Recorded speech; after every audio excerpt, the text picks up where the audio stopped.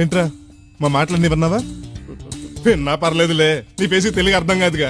Sorry, అపార్థం చేసుకున్నారు sir. నాకు బాగా అర్థం అవుతుంది. నేను పక్కా తెలుగు వాడిని. మాది పిచ్చుకలంక.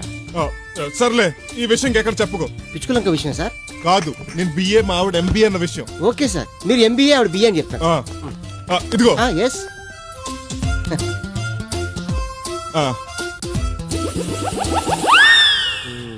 న్యూస్ పేపర్ 3 రూపాయలు సార్. ఆ డబ్బులు పేపర్ కాదు, నీకే టిప్పు.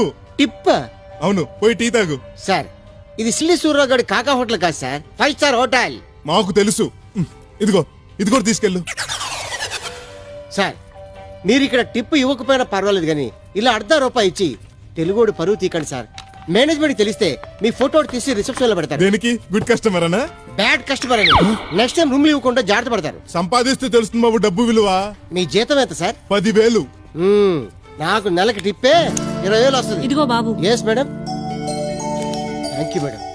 మీలాగే మీ మనసు కూడా విశాలమైంది. ఆ టిప్ ఇచ్చావా అప్పిచ్చావా? టిప్పేనండి.